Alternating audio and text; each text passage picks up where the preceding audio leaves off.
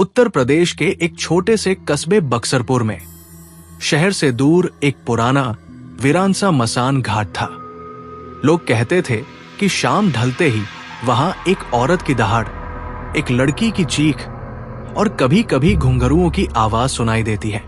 कस्बे में एक ही नियम था, सूरज ढले मसान घाट की तरफ न जाना। वहां कुछ ऐसा है जो इंसानों को जिंदा पसंद है, लेकिन रहस्य वहीं से शुरू होता है। इस घाट के पास सबसे पास का घर था पंडित हरिराम का। उनका 20 वर्षीय बेटा अर्जुन एक बहादुर, जिज्ञासु और कहीं कहीं जिद्दी भी। माँ बाप ने हमेशा उसे मना किया था कि घाट की तरफ न जाए, लेकिन अर्जुन को ऐसी जगहों के रहस्य खोलने का शौक था। नमस्कार दोस्तों, आपका स्वागत है आपके अपने चैनल मिडनाइट मर्मर्स में। अगर आपको हमारे डरावने, रहस्यमयी और रोमांचक किस्से पसंद आते हैं तो हमें लाइक, शेयर और कमेंट करके जरूर बताएं। आपकी एक छोटी सी कमेंट हमें और भी बेहतरीन कंटेंट बनाने के लिए प्रेरित करती है। तो नीचे कमेंट करके बताइए कि आज की कहानी आपको कैसी लगी।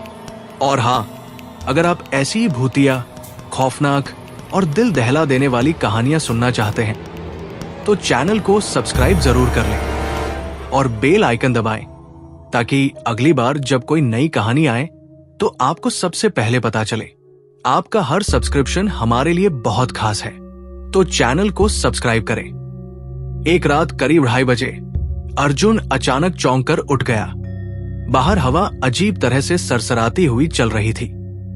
उसने खिड़की खोली और अचानक घाट की तरफ से एक लड़की की तेज चीख सुनाई दी। वो चीख ऐसी थी जैसे किसी को जिंदा जला दिया हो। अर्जुन का खून जम गया।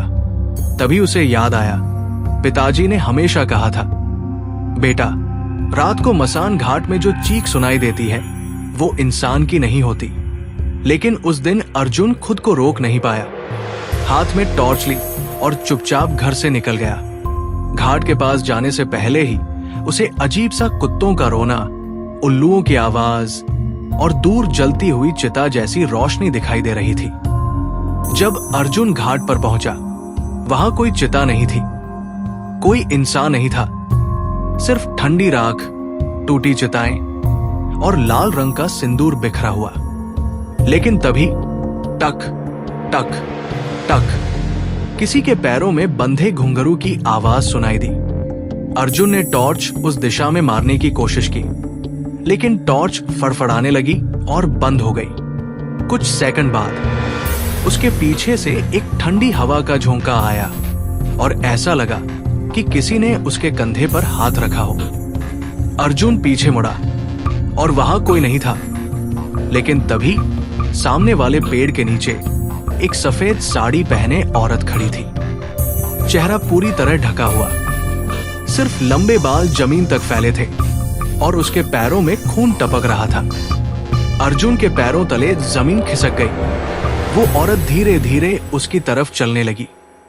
घुंघरू घुंघरू घुंघरू, और अचानक वो हवा में गायब हो गई। अर्जुन दौड़कर घर पहुंचा। उस रात वो कांपता रहा।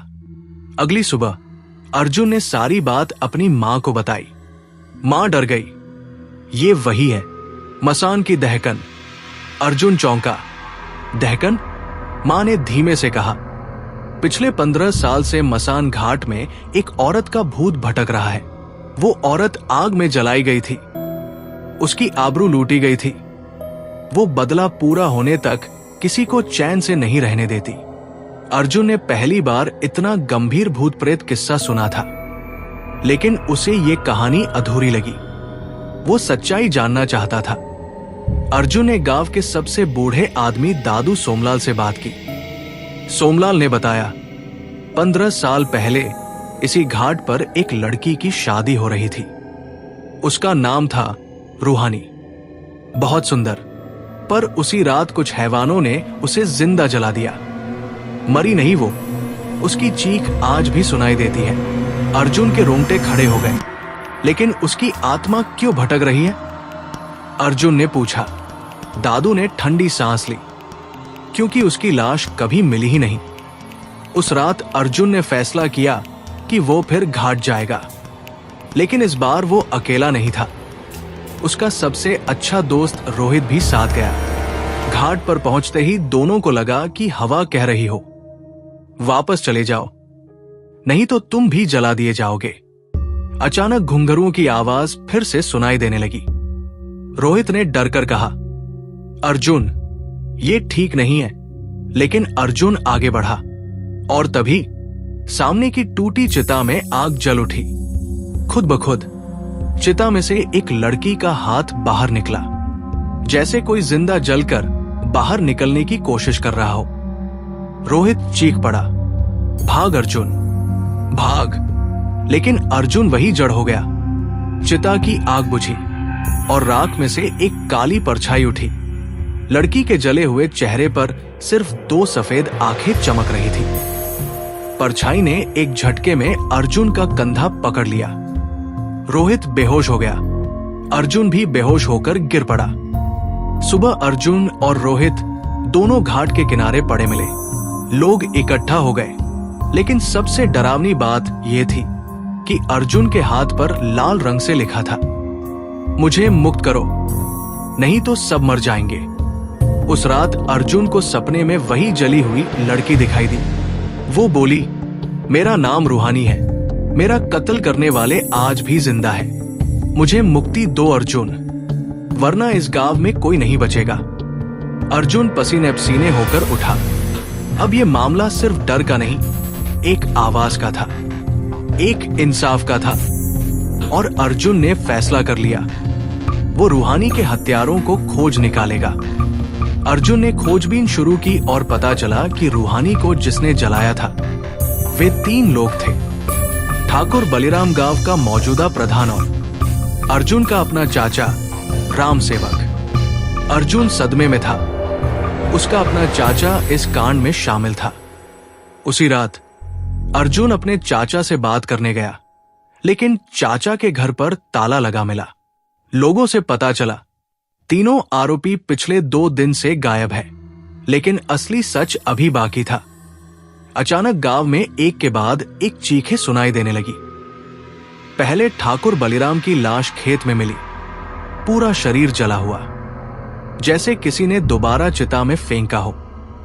दूसरी लाश प्रधान की, गला घुंघरुओं से कसा हुआ। गांव में हड़कंप मच गया। रूहानी की आत्मा वापस आ गई।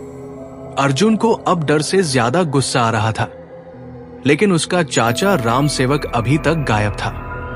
अर्जुन मसान घाट पर अकेला पहुंचा। पूरा घाट ठंडा पड़ा था। कोई आग, कोई आवाज, बस मौत की खामोशी।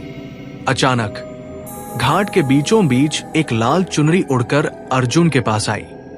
उसी क्षण हवा में एक स्त्री की करुण आवाज गूंजी, अर्जुन, मेरा आखिरी हत्यारा आ गया है।